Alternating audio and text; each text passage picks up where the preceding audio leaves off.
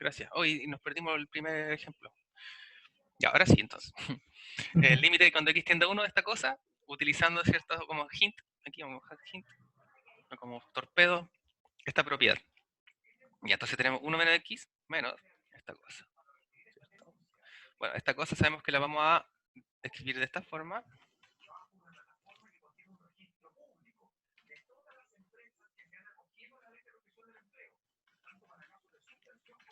¿Cierto? Como mínimo. Ya, y acá entonces, este contiene el primer factor, por lo tanto hay que amplificarlo solo por el otro, ¿cierto? Que sería todo esto. ¿Puedes ver arriba un 3? Ah, tiene razón. Gracias. Perfecto. Entonces tenemos el menos, ¿cierto? 3 justamente. Y este, bueno, este es por 1 en realidad, así que queda 3 nomás. ¿Cierto? Como su denominador ya es igual, uno no tiene que amplificarlo por nada, entonces queda igual. Muy bien. Es decir, nos permite sacar el paréntesis aquí y reducir los términos comunes. Entonces acá vamos a ordenarlo de esa forma, x cuadrado más x menos 2, ¿cierto?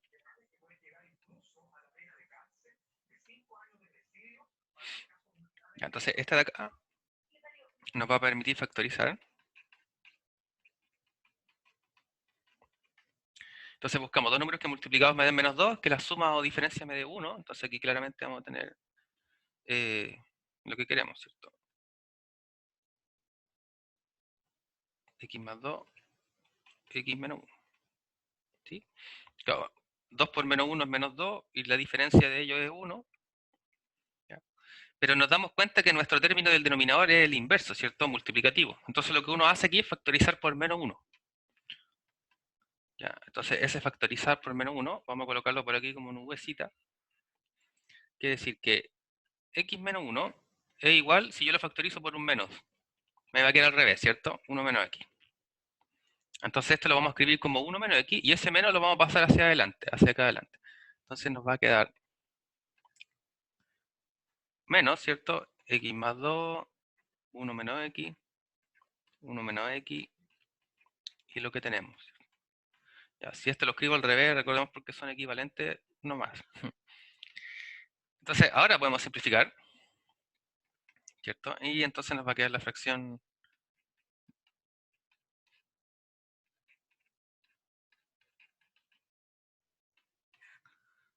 esa fracción que notamos que no podemos reducir, ¿cierto? Bien, no podemos reducirla y tampoco nos tiene ningún problema en el 1, ¿cierto? Si evaluamos límite en el 1. Entonces recordemos que ese es el problema. Había que eliminar este porque si evaluamos límite cuando x tiende a 1, esta cosa se me iba a tender a 0, ¿cierto? Por lo tanto, íbamos a tener problemas. Ahora que ya hemos factorizado y simplificado este término, no hay problemas con el evaluar en el 1, por lo tanto ahora podemos calcular el límite. Entonces, el límite cuando tiende a 1, voy a decir así, de f de x, como era el inicio, es igual a lo que nosotros hemos reducido.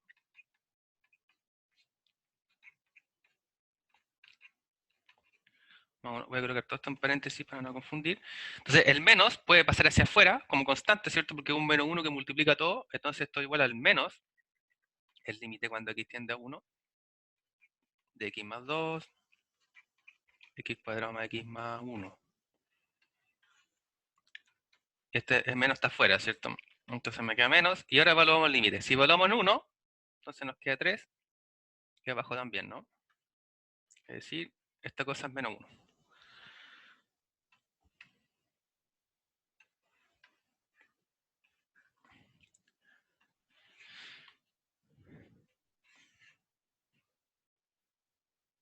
Ya, vamos a hacer una página siguiente. Si alguien ahí quiere volver a la anterior o algo, me hace el anuncio.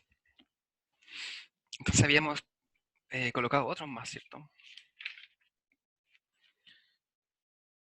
Sí. Entonces teníamos además propuesto el límite cuando x tiende a 0 de raíz de 2 menos 1 más coseno de x, todo esto en una raíz, y esto estaba dividido seno cuadrado de x. Y aquí el hint era usar la identidad trigonométrica que es seno cuadrado de x más coseno cuadrado de x es igual 1.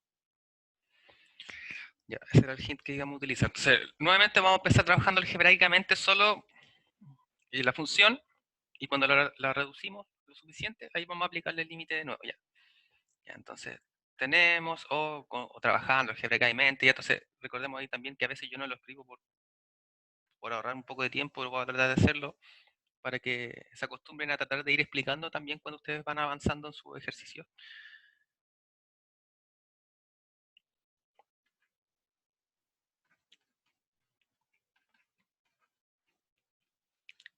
Entonces tenemos seno cuadrado de x, esa cosa. Ya.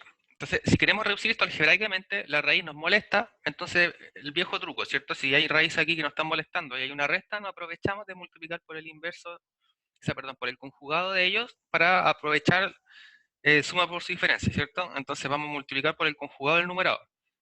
Entonces, ahora, cuando yo hablo de conjugado, estoy pensando siempre en los números complejos. Ya, entonces voy a colocar aquí igual el recordatorio. Conjugado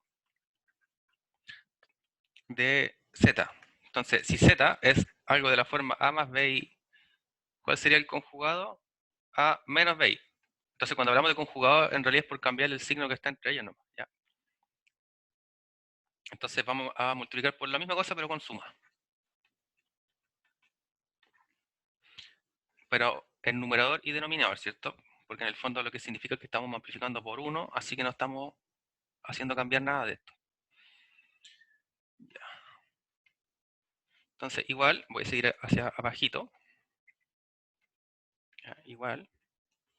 Si multiplicamos, entonces, numerador con numerador sería suma por su diferencia, es decir, el primero al cuadrado menos el segundo al cuadrado. Entonces, aquí nuevamente, el menos el segundo al cuadrado, que se va a la raíz, el paréntesis, ¿cierto? Porque si olvidamos paréntesis, este va a seguir siendo suma y ahí ya va a estar todo malo para abajo, que es justamente la observación que decía que les pasó a muchos. Entonces, si no colocamos aquí el paréntesis, este no nos va a cambiar el signo, ¿cierto? Y en el denominador, como son cosas así feas nomás, va a quedar expresado nomás.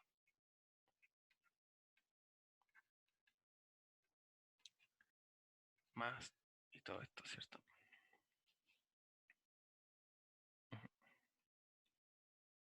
Ya, entonces, numerador, tenemos 2 menos 1 menos coseno, ¿cierto? Entonces eso es 1 menos coseno de x. Y en el denominador va a quedar igual. Esta cosa pues me permite cortar, ¿no? Sí, sería maravilloso. A ver. Ah, no. Bueno, no importa, hay que escribir nomás.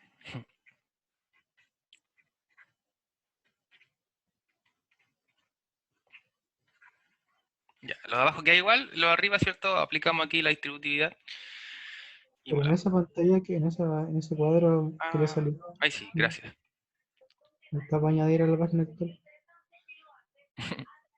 Ah, eso puede ser entonces para copiar y pastear, ¿no? Sí, pues, lo copió, le salió el cuadro al tiro.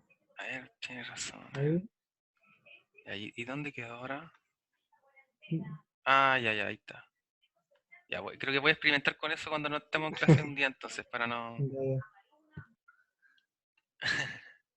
Sí, porque parece que me cortó algo acá, ¿eh? A ver, vamos a volver hacia atrás para ver qué me borró. Ahí Sí. está, pues ahí dices, ahí está, o tenía que moverlo, ¿no? Ah, ya. A ver si... Estaba ahí Ahí sí. en esa raíz. Sí, estaba ahí apareció. Ya. Voy a cachar después cómo hacer eso para evitar a veces estar escribiendo... O sea, porque una vez que lo escribo, lo puedo escribir bonito una vez y después ya siempre me va a salir feo. Y la idea es justamente que yo no me doy cuenta de ese y cometo errores en la escritura y después ustedes los van a seguir. Entonces, la idea es que eso no pase. Ya, entonces, miramos acá y nuevamente acá quedamos, ahí sí, quedamos pegados, ¿cierto? Entonces, como el consejo acá arriba era utilizar esta propiedad que también es equivalente a si pasamos el coseno para acá, ¿cierto? Si pasamos el coseno hacia allá, quiere decir que el seno cuadrado de x es lo mismo que 1 menos coseno cuadrado de x. Entonces, tenemos algo parecido. Por lo tanto, vamos a volver a multiplicar por el conjugado. 1 más coseno de x. Para armar nuevamente ahí suma por diferencia en el numerador. Ya, voy a continuar abajo acá. Entonces sería el primero al cuadrado menos el segundo al cuadrado, coseno cuadrado de x. Entonces aquí también quiero hacer el recordatorio de que coseno cuadrado de x no es lo mismo que coseno de x cuadrado, ¿cierto? No.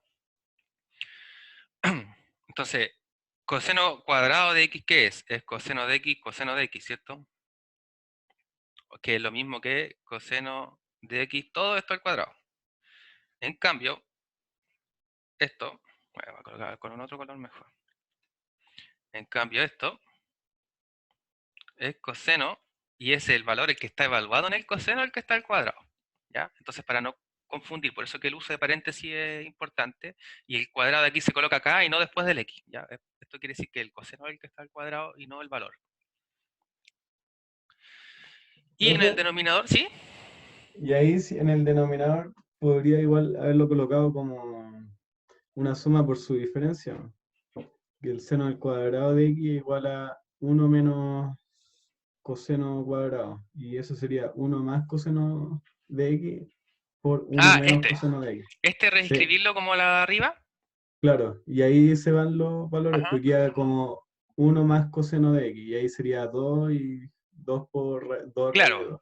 En realidad es exactamente eso que estamos buscando hacer, pero lo contrario. Es decir, en vez de transformar el de abajo, vamos a transformar el de arriba al seno cuadrado, porque de hecho aquí ya lo tenemos. Claro, Y lo vamos a poder simplificar con el de abajo. vale. Exactamente lo mismo que me acabas de decir, pero al revés nomás en realidad. Que nos va a quedar lo mismo. Entonces tenemos esta raíz, y esto lo vamos a dejar expresado nomás porque es algo feo, ¿cierto? Y después veremos que sí se va algo. Ya, entonces lo de arriba sabemos ahora que es lo mismo que el seno cuadrado. Para no volver a reescribir lo mismo, voy a borrarlo nomás y escribir seno cuadrado de x, ¿ya? Y vamos a recordar entonces que esto aquí es porque esto era 1 menos coseno cuadrado de x, que es igual a esto por la identidad que está ahí arriba. Entonces esto nos permite simplificar, que era en el fondo el análogo que tú me decías, pero era transformar el de abajo a 1 menos coseno cuadrado y se simplifica todo de todas formas. Entonces lo que nos queda es solo el denominador. Entonces tenemos raíz de 2, 1 coseno de x, eso es cierto, sí, por 1 más coseno de x. Y todo esto va junto.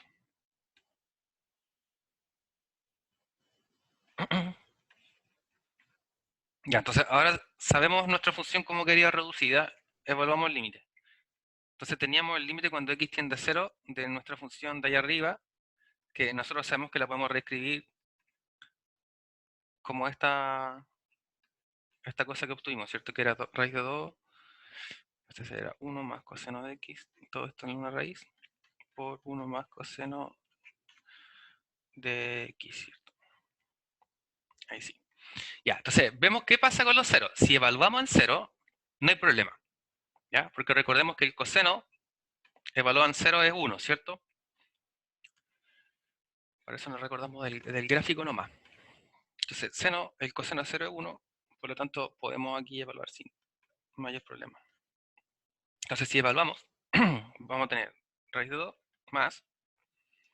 Entonces, el coseno de esto es. El coseno de 0 es 1. 1 más 1 nuevamente es 2. Entonces, tenemos nuevamente raíz de 2 por. Ahí sí. Coseno de 0 es 1. 1 más 1 es 2. Entonces, estamos descubriendo. Por lo tanto, esto es 2 raíz de 2 por 2, ¿cierto? Es decir, 4 raíz de 2. Pero como sabemos que las raíces no nos gustan abajo, tenemos que racionalizar. Entonces vamos a multiplicar por raíz de 2, ¿cierto? Para poder racionalizar. Entonces arriba nos queda raíz de 2. Raíz de 2 por raíz de 2, 2. Y por 4, 8. Entonces el límite de esta función es raíz de 2 octavos. Entonces aquí volvamos a escribir, ¿ya? Entonces acá podemos evaluar. Pues ¿qué sucede? pues no, el 0 o por 0 no indefine las funciones, ¿cierto? Y aquí esto es álgebra de funciones continuas nomás, po, ¿cierto? Sabemos que las trigonométricas podemos solo evaluar, en esta también, en las raíces también.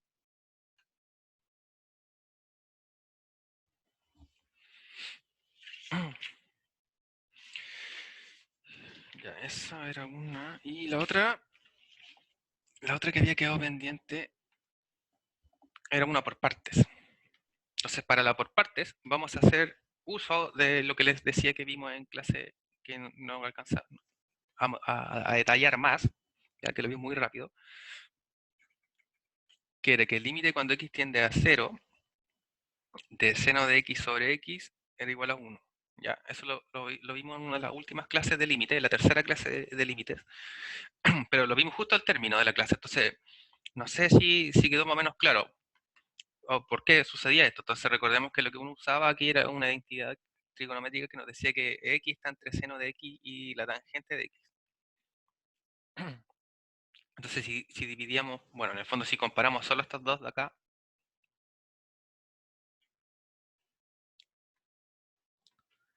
¿cierto? Tenemos que entonces seno de x sobre x es menor o igual que 1. Y si comparamos por el otro lado, tenemos que el coseno de x es seno de x sobre x, ¿cierto? O sea, considerando tangente como seno sobre coseno. Seno sobre coseno y ahí pasamos el coseno, ¿cierto? Entonces, es decir, si juntamos estos dos, nos damos cuenta, eso implica entonces que el coseno de x está entre seno de x sobre x y 1, ¿cierto? Ya, entonces notamos qué sucede con los valores del dominio.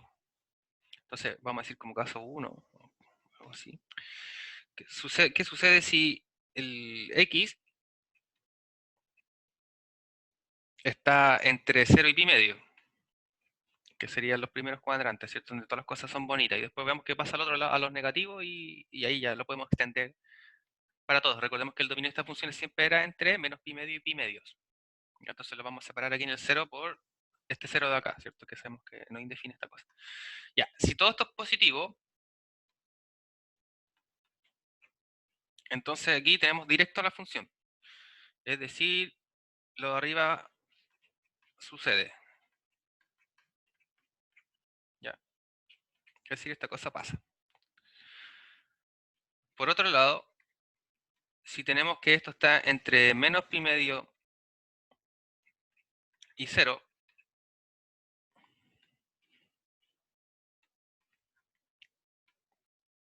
si está entre menos pi medio y 0, ¿qué nos va a quedar entonces? Nos va a quedar que el coseno de menos x, bueno, igual que el coseno de menos, el seno de menos x sobre menos x, bueno, igual que 1. Entonces aquí queremos verificar para poder calcular los límites, ¿cierto? Para no tener que hacerlos por formas laterales y todo aquel asunto.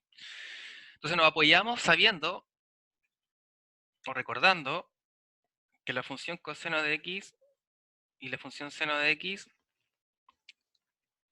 son pares o impares, ¿cierto? Entonces, como ya hemos discutido mucho esto, suponemos que todos tenemos claros de que el coseno era el par, ¿cierto? Porque era simétrico respecto al eje y, ¿cierto? Y el seno impar porque es simétrico respecto al origen. Entonces, como es par, significa que el coseno de x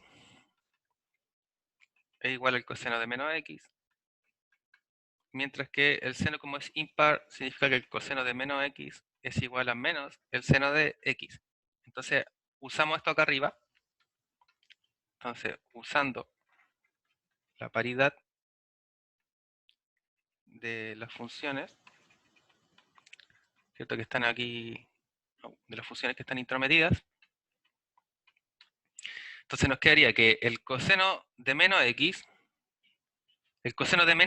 es igual al coseno de x por ser par. Entonces lo de acá arriba nos va a quedar coseno de x menor o igual que el seno de menos x, como la función seno es impar, es igual a menos seno de x. Entonces vamos a escribirlo como menos seno de x sobre menos x. Entonces aquí simplificamos los menos, ¿cierto? Menor o igual que 1. Es decir, tanto en el dominio positivo como en el dominio negativo, las funciones tienen exactamente la misma forma. Ya, entonces, por ejemplo, si aquí le colocamos 1 y le colocamos 2, quiere decir que la función tiene la misma, cumple esta desigualdad para cualquier valor de su dominio, para cualquier x. Ya, entonces, el coseno de x menor o igual que el seno de x menor o igual que 1. Entonces, aquí para todo aquí voy a colocar así ya, en d de f, donde f son estas funciones trigonométricas.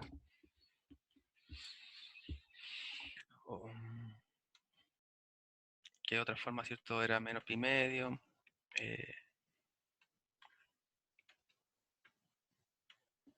El 0, pero el 0 estaba abierto, ¿cierto? Pi medio.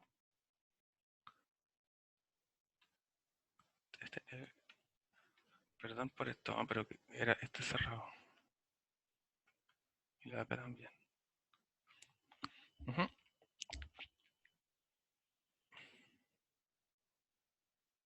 Cerrado, ¿cierto? Sí. Ya. Y. Pero mira. ¿Verdad que el 0 aquí no lo podemos considerar? Entonces, esa cosa vamos a dejarle solo con la estricto. Claro, porque está partido X, ¿cierto? No podemos escribir 0 ahí.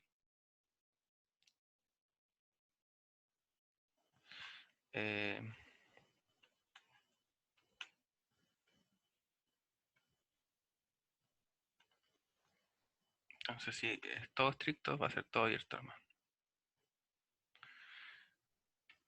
Perdón. Ahí sí nomás. Ya. Abierto. Ya. Entonces, lo que queríamos nosotros era el límite cuando x tiende a 0, ¿cierto?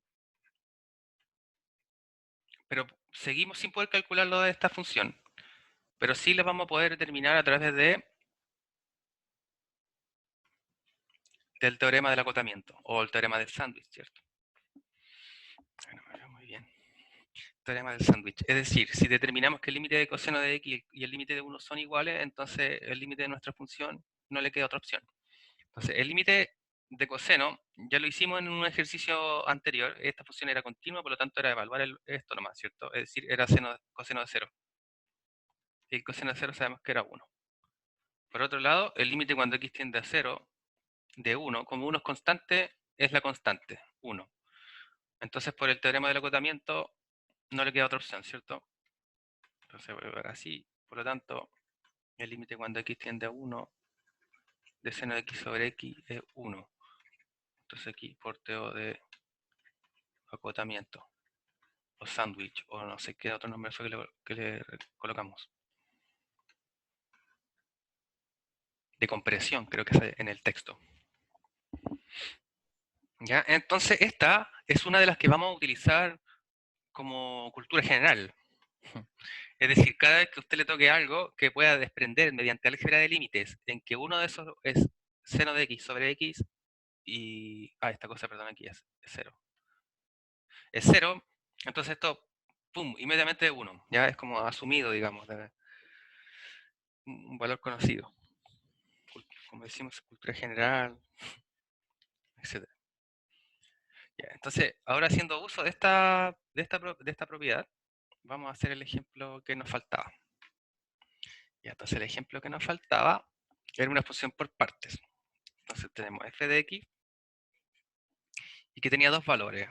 Era 1 sobre x menos 1 sobre 1, o sea, por 1 menos coseno de pi menos, no, perdón, era pi por pi multiplicado x menos 1. Eso. Y este valor lo va a tomar si x es distinto de 1. Y va a tomar el valor, esta función va a tener el valor 0 si es que x vale 1. Y entonces una función por partes. Y lo que queremos hacer es calcular la derivada en el punto. Sin saber qué es la derivada en el punto, ¿cierto? Es decir, el límite cuando h tiende a esta cosa de f evaluado en 1 más h menos f de 1 sobre h.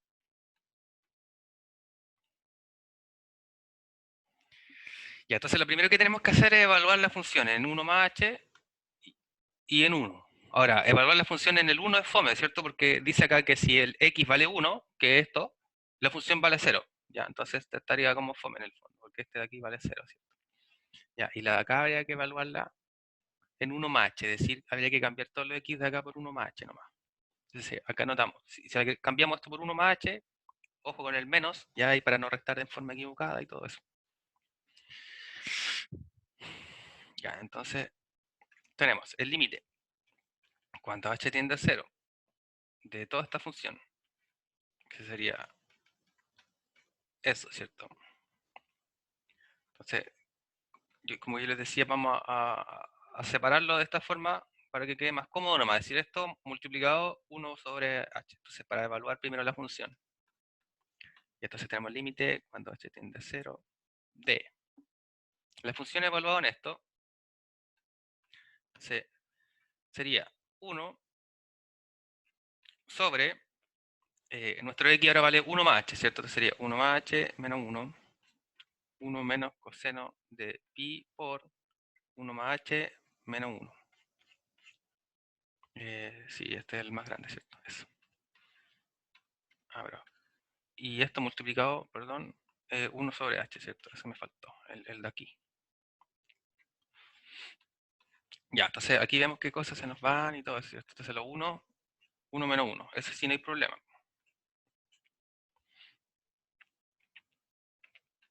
Ya, entonces vamos a continuar aquí esta vez abajito, con otro color, sí. Entonces tenemos el límite cuando h tiende a 0.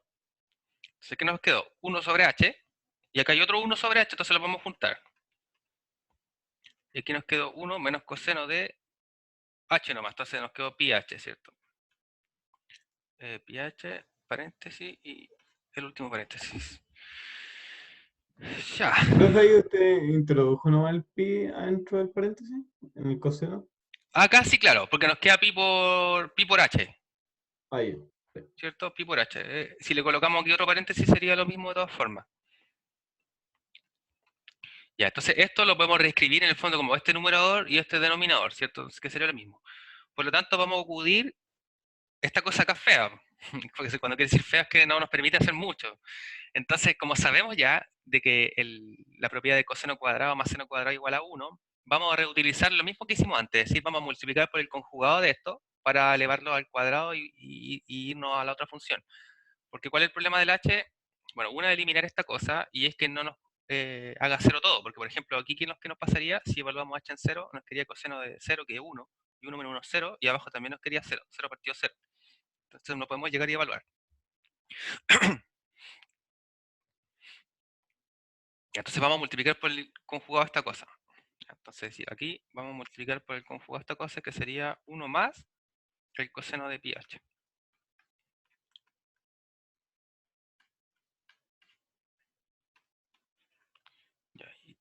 Y ver qué va pasando.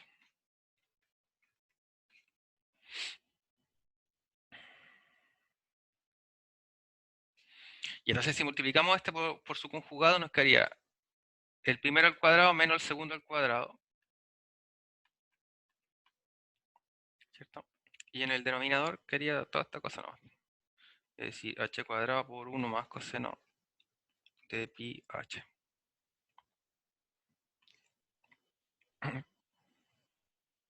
Ahora, sabemos que esto, por la identidad trigonométrica, es seno, ¿cierto? Es decir, el límite de seno cuadrado de pi h sobre h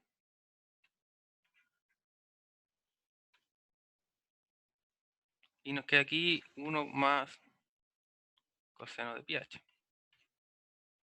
Ahí sí, ya. Entonces, aquí viene la parte un poco rara. Ahí sí.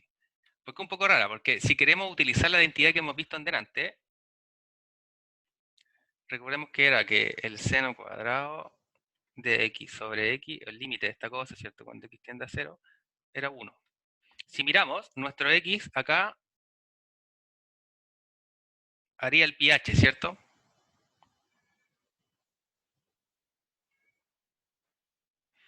Entonces, si queremos ver el análogo, lo que nosotros queremos hacer es que el límite, cuando h tiende a 0 de seno cuadrado de pi h, Lo que queremos buscar es que aquí abajo también tiene que estar el pH.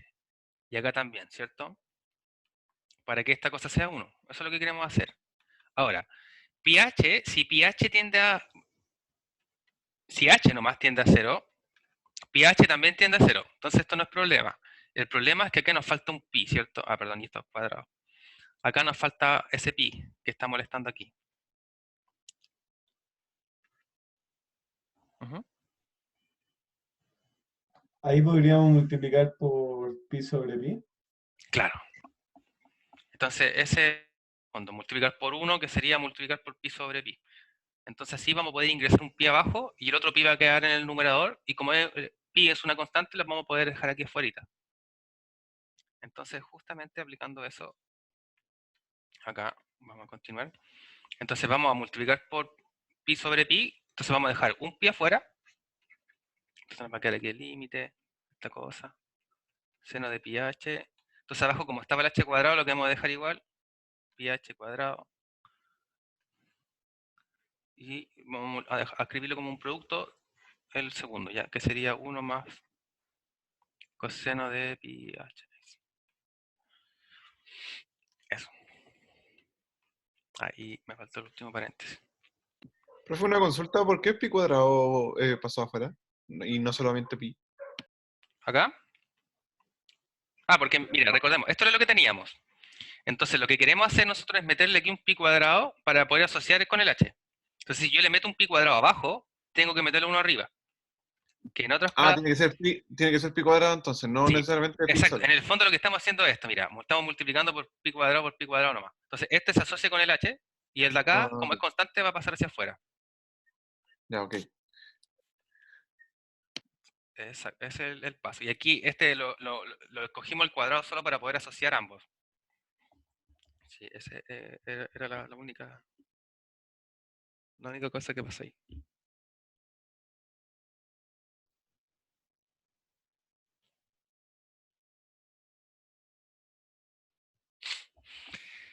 Bueno, entonces perdón, ahí sí, era un cuadrado, ¿cierto? Y este era un por. Ya. Ya, entonces ahora nos acercamos a lo que queremos para poder evaluar el límite en esta cosa en 1, ¿cierto? Entonces, tenemos nuestro seno, perdón, esta cosa nunca, ahí sí, sí. Tenemos el seno de x partido de x. Ahora, nosotros tenemos el seno cuadrado de pi h, abajo tenemos pi h al cuadrado, entonces vamos a sacarle el cuadrado, entre comillas. Es decir, nos va a quedar todo esto igual, pero vamos a reexpresar estas cosas.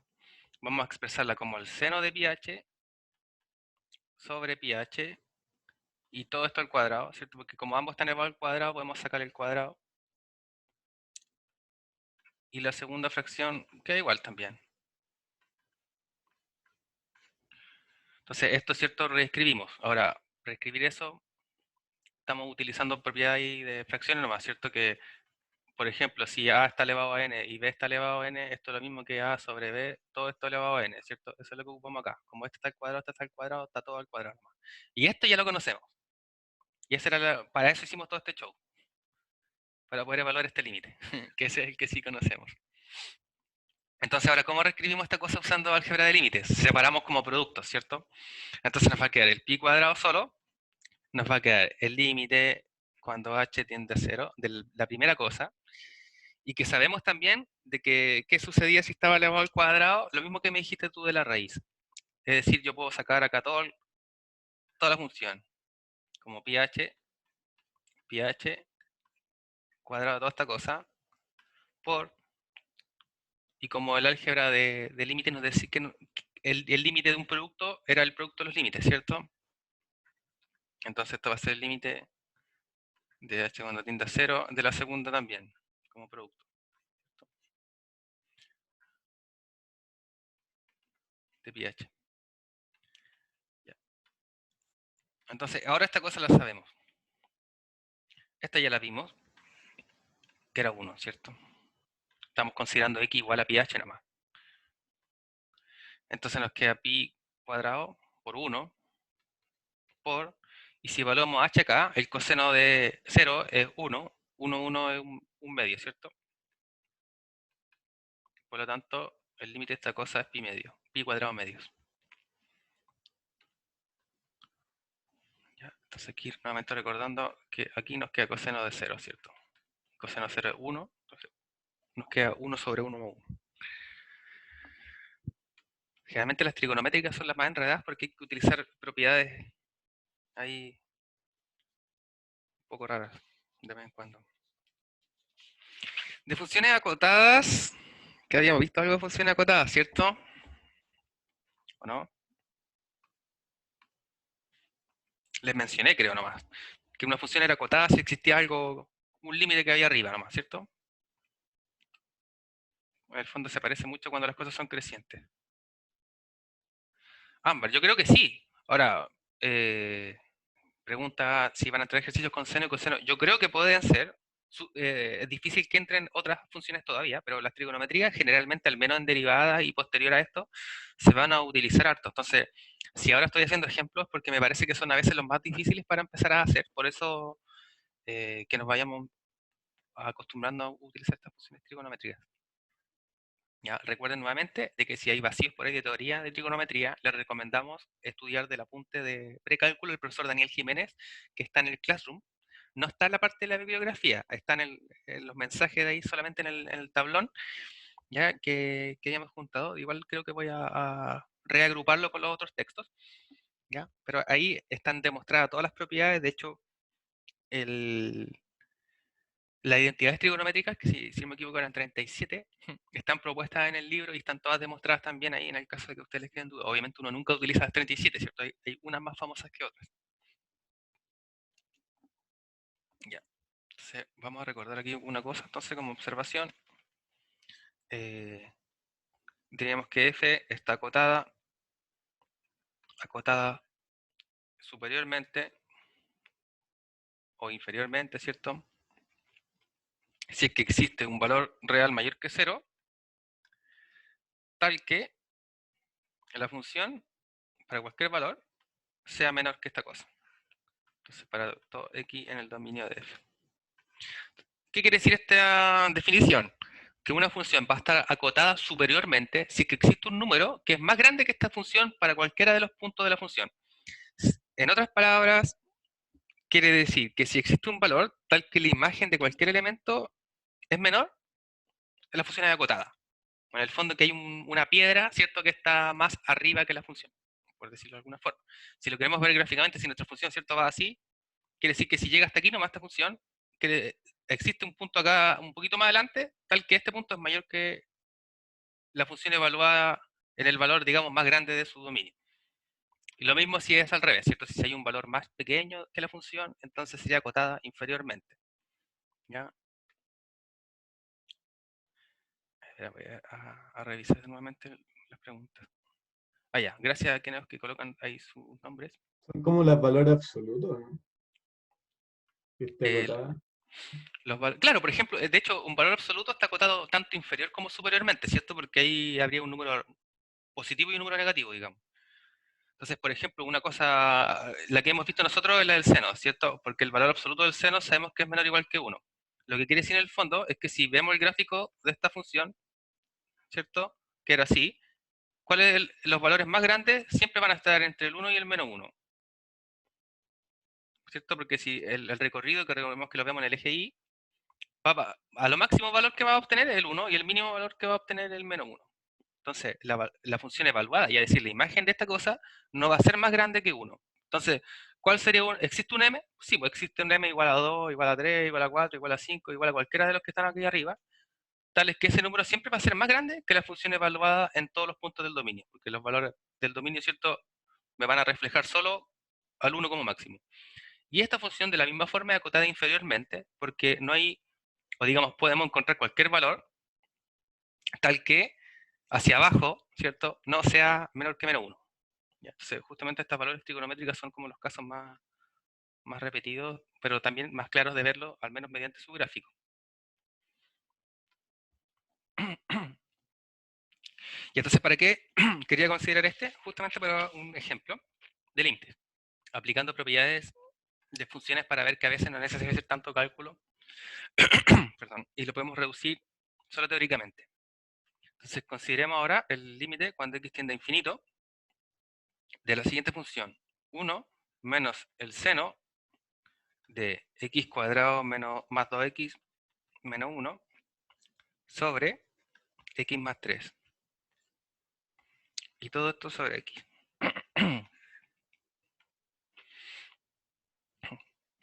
Entonces, para esto sabemos, o recordemos, ¿cierto? Que el seno es acotado justamente por el 1. El coseno, recordemos que también.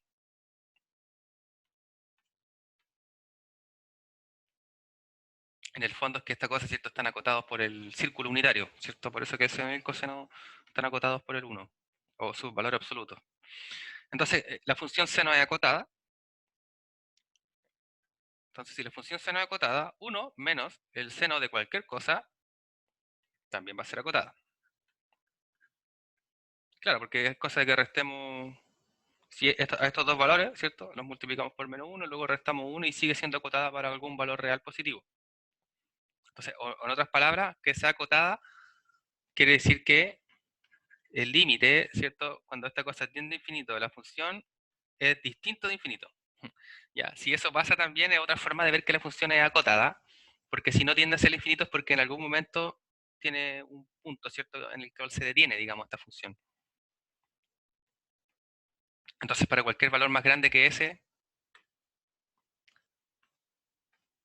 cumple la definición de acotamiento. Ya, entonces esta función es acotada. Oh, voy a cambiar el color de nuevo. Y como el límite, cuando x tiende a infinito, de cualquier cosa sobre x es 0, recordemos que nosotros lo vimos aquí como 1 sobre x, pero 1 sobre x es lo mismo que, esto es lo mismo que a, como es constante sale hacia afuera, ¿cierto? Vamos a hacerlo todo mejor. Cuando esto tiende a infinito de 1 sobre x. Y esta la sabemos que era 0, ¿cierto? Entonces esto es 0 por a, que sigue siendo 0.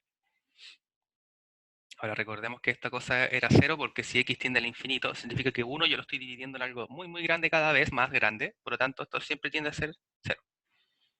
Así que cada una de esas pequeñas partes, ¿cierto?, se acerca a ser 0. Es decir,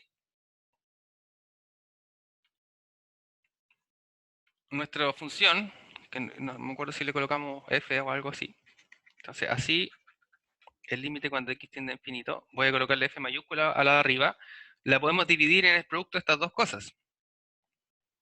¿Cierto? Entonces, la podemos dividir en la primera, vamos a llamarla así nomás porque nos da lo mismo en el fondo lo que hay aquí adentro, por el límite de x cuando tiende a infinito de 1 sobre x. Era 1, ¿cierto? Sí, era 1 sobre x. Bueno, sabemos que esta cosa es acotada, aquí no hay problema con el seno, ¿cierto? A pesar de que tenga infinito. Pero sin embargo sabemos que la de acá sí o sí no hay opción de que tienda a 0. Ya, entonces uno concluye que inmediatamente es 0. Entonces, para las propiedades de funciones a veces sirven justamente para deducir mediante el análisis de su gráfica, de sus propiedades. Pero bueno, este ejemplo en realidad era más que nada para mostrar, dudo que salga algo aplicando esto en un control, en una prueba posterior, pero tenemos que tratar de tener la mayor cantidad de herramientas, ¿cierto?, para defendernos.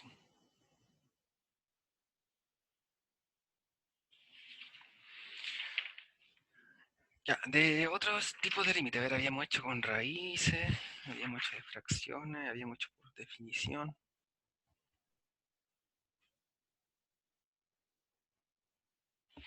Por definición habían quedado uno que no terminamos también, así vamos a aprovechar ahora, que hay ánimo. En realidad eran los últimos pocos, entonces por definición, me acuerdo aquí, por definición. En algún momento habían quedado ejercicios propuestos y faltó hacer el 6 y el 7. Entonces el 6 nos decía g de h igual al... Ah, no, perdón. G de h es igual a f de x más h menos f de valor en x sobre h. Si f de x viene definido como una función lineal, ya, con b distinto, perdón, con la pendiente distinta a 0, ¿cierto? Y entonces queremos determinar esta cosa. Es decir, el límite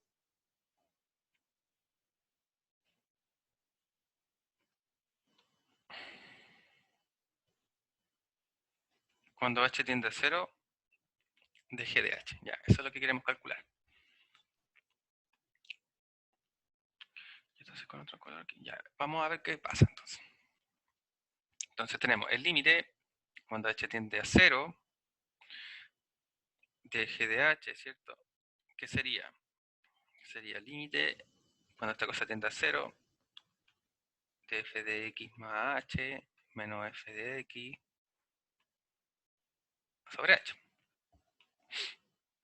Entonces, la primera parte, si la evaluamos la función, que es esa, entonces tendríamos el límite cuando h tiende a 0. Entonces sería m, el x, ¿cierto? Lo estamos evaluando en x más h, más b, menos f evaluado en x, ya lo tenemos, ¿cierto? Obviamente aquí con el paréntesis. Y el denominador es solo h. Entonces ahí uno no evalúa nada. Ya, reducimos aquí lo que se puede. Entonces aquí, ¿cierto? Vamos distribuyendo. Sería mx más mh más b menos mx menos b h. Simplificamos lo que se puede simplificar. Se nos van los b, se nos van los mx. Ah, estuvo fome este. Entonces nos quería el límite cuando h tiende a 0 de mh sobre h. Nuevamente se me va el h. Por lo tanto, si evaluamos esta cosa, queda como una constante, ¿cierto? Porque como h tiende a 0 y me queda m, m es constante, porque no depende de h, entonces m sale y me quedaría que este límite es la constante, ¿cierto? Que es m. Bueno, nos estamos adelantando en este tipo de ejercicio, a pesar de que son solo el cálculo de límite, posteriormente vamos a poder concluir otras cosas, ¿cierto? Porque en realidad este límite definido así es la forma principal en la que uno determina la derivada en un punto, que sería en el punto h. Entonces aquí nos damos cuenta finalmente que la derivada de cualquier función lineal es m. Y m en una función lineal es su pendiente, ¿cierto? Entonces ahí vamos a después descubrir que esa es la gracia geométrica, digamos, de determinar la deriva en un punto de una función lineal. Nos permite determinar su pendiente inmediatamente. Que era como la inclinación, ¿cierto? Y todo eso de la curva.